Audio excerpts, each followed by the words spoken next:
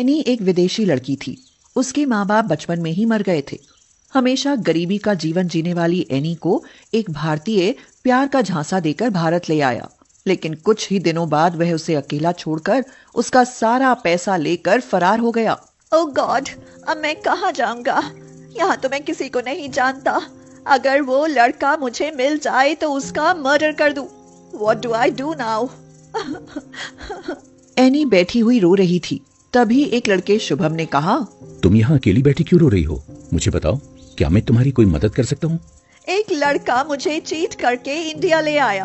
वह मुझसे मेरा सारा पैसा लेकर भाग गया। अब मैं कहाँ जाऊंगा? Very sad. तुम चाहो तो मेरी कंपनी ज्वाइन कर सकती हो। मेरी कंपनी में बहुत से लोग काम करते हैं। तुम्हें अच्छी सैलरी भी मिलेगी और साथ में रहने की जगह भी। शुभम उसे अपनी कंपनी में ले गया और सारा काम समझाया। उसे रहने के लिए उसने सर्वेंट रूम भी दिया। एनी सारा काम सीख गई। शुभम भी उसके काम से बहुत खुश था। उसकी वजह से शुभम को कई बड़े प्रोजेक्ट मिले, जिसकी वजह से कंपनी को बहुत मुनाफा हुआ। 2 साल बाद एक दिन शुभम बोला, एनी, तुमने मेरी जिंदगी में इतनी खास जगह बना ली है कि तुम्हारे बिना शायद मैं कुछ भी नहीं हूँ। क्या तुम हमेशा के लिए मेरी जिंदगी में आ सकती हो? मैं तुमसे शादी करना चाहता हूँ। शादी? You mean marriage? क्या आप जानते हैं कि मैं एक गरीब लड़की हूँ? मेरे आगे पीछे कोई नहीं है, ना घर है ना कोई अपना। ऐसा मत कहो एनी, तुम इस कंपनी और मेरी जिंदगी की मालकिन हो। और रही बात घर की, मेरा घर इतना बड़ा है कि तुम सोच भी नहीं सकती। पूरे 50 यानी 50 रूम्स हैं हमारे घर में। Oh my God, 50 rooms! Shubham और एनी ने बिना किसी तामझाम के मंदिर में शादी कर ली। एनी दुल्हन बनकर जब ससुराल गई, उसे देखते ही शुभम की मां रत्ना का पारा चढ़ गया। वह गुस्से से बोली, ये दुल्हन बनाकर कौन परकटी ले आए हो शुभम बेटा? माँ, ये एनी है, हमारी कंपनी की मैनेजर। हम दोनों एक दूसरे को बहुत प्यार करते हैं, इसलिए हमने शादी कर ली है। क्या कहा? प्यार करते हो? प्यार तो तुम अपनी टॉमी से भी करते हो, तो क्या सबसे शादी करोगे? ये क्या कह रही हो माँ? वो कोई इंसान थोड़ी है। तो ये कहाँ से इंसान लग रही है? ये ऊंचे नीचे कपड़े, ये सूट बूट, कहाँ से बहू लग रही है ये? जाओ, मैं नहीं मानती इसे अपनी बहू। हाँ सासू माँ, प्लीज, आप एंग्री क्यों होता है? मैं आपको कभी शिकायत का मौका नहीं दूंगा। हे भगवान, मेरे कैसे कर्म फूट गए। अब ये क्या ऐसे बोला करेगी? जल्दी अंदर आ जाओ। किसी ने तुम्हें बाहर ऐसे बोलते सुन लिया तो मेरी तो नाक ही कट जाएगी। एनी अपनी नाराज सास के साथ अंदर आ गई। शुभम का घर देखते ही वह हैरान हो गई और बोली, शुभम, इतना बड़ा घर मैंने कभी नहीं देखा। मैं तो इसमें खो ही जाऊंगा। रात गुजर गई।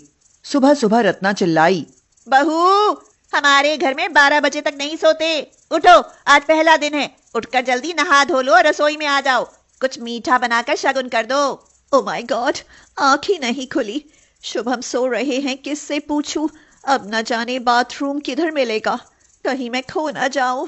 जब तक वह कपड़े निकाल रही थी, शुभम उठकर बाहर जा चुका था। उसने एनी को परेशान घूमते हुए देखकर पूछा, अरे एनी, इतनी उदास सी क्यों हो और हाथ में ये तौलिया लेकर कहाँ जा रही हो? I am so disappointed. तुम्हारे घर में बाथरूम नहीं मिल रहा है। अरे क्या तुम भूल गई कि बाथरूम हमारे कमरे में है? और अब हमारा कमरा किधर है? चलो मेरे साथ, मैं बताता हूँ। अभी कमरे से बाहर आई और अभी भूल गई। कुछ देर बाद रत्ना की फिर आवाज आई, बहू कहाँ हो? जल्दी रसोई में आ जाओ। मैं तुम्हारी नौकर नहीं कि नाश्ता भी कमरे में ही लेकर आऊंगी। एनी रसोई में चली गई और चुपचाप रत्ना की मदद करने लगी। सुनो, क्या नाम है तुम्हारा? एनी टेनी। जाओ, अपना नाश्ता कमरे में ले जाओ। एनी बेचारी डरी हुई सी नाश्ता लेकर चल पड़ी, लेकिन किधर को जाए? सब दरवाजे, कमरे, रास्ते सब एक जैसे थे। घबराहट में वह भूल गई कि किधर से आई थी। वह बार बार कमरों में जाती और खाली कमरा देखकर वापस लौट आती। अंत में जो कमरा बचा था वही उसका कमरा था, लेकिन तब तक नाश्ता ठंडा हो चुका था। अरे ये क्या, नाश्ता तो ठंडा पड़ा है। क्या सुबह ही बना कर रख दिया था? चाय भी पानी बन गई है। ये घर बनाने के लिए कौन सा इंजीनियर बुलाया था? 50 रूम्स और सेम डिजाइन, सेम लोकेशन। आप लोग अपना कमरा कैसे पहचान लेते हैं? मैं 1 घंटे से हाथ में नाश्ता लिए अपना रूम ढूंढ रही थी। मैं थक भी गई। पीछे से रत्ना आकर बोली, क्यों, तुम्हारा घर नहीं था? अपना घर कैसे पहचानती थी? जैसे तुम अपना घर पहचानती थी वैसे हमको भी पता है, लेकिन कुछ देखा हो तब ना। पता नहीं शुभम इस उड़न तश्तरी को कहां से उठाकर लाया है। लगता है फुटपाथ पर पली है। माँ, माना कि एनी गरीब है, लेकिन आपको ऐसे नहीं कहना चाहिए। आखिर वो अब हमारे घर की बहू है। 1 सप्ताह बीत गया। रत्ना बोली, शुभम, तुम लोगों ने शादी तो कर ली, लेकिन हमारी भी समाज में कोई इज्जत है, इसलिए मैंने एक बड़ी सी रिसेप्शन पार्टी रखी है। सारी तैयारियां तुम दोनों को ही करनी है। हाँ, एनी सोचने लगी, क्यों ना मैं हर एक कमरे की डेकोरेशन अलग तरीके से करूं, जिससे मुझे अपने कमरे की पहचान हो जाएगी। लेकिन इसमें तो बहुत समय लग जाएगा।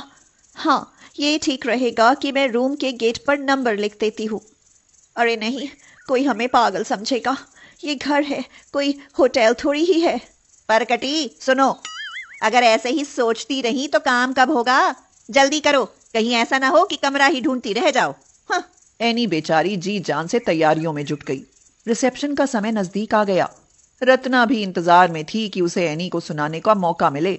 बहू, तैयारियां तो बहुत अच्छी हो गई, अब जाकर तैयार हो जाओ। एनी बेचारी अपने कमरे को ढूंढती हुई एक कमरे में गई तो दरवाजा खुद से लॉक हो गया। एनी घबरा कर बोली, अरे ये क्या हो गया? दरवाजा कैसे बंद हो गया? अब मैं बाहर कैसे जाऊंगी? सासू माँ एंग्री हो जाएंगी। एनी घबराहट के मारे बेहोश हो गई।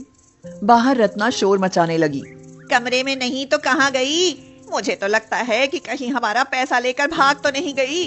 माँ, एनी गरीब बेशक है, मगर चोर नहीं है। किसी दूसरे कमरे में तैयार हो रही होगी। अरे जाकर देख लो, कहीं ऐसा ना हो कि वह अपना कमरा ही ढूंढती फिर रही हो। शुभम ने ढूंढा तो देखा कि वह एक कमरे में बेहोश पड़ी थी। उसकी स्थिति देखकर शुभम और रत्ना उसकी तरफ दौड़े। बड़ी मुश्किल से एनी को होश आया। रत्ना ने पूछा, उठो बहू, उठो, तुम्हें क्या हो गया? अगर ज्यादा देर हो जाती तो पता नहीं क्या अनर्थ हो जाता।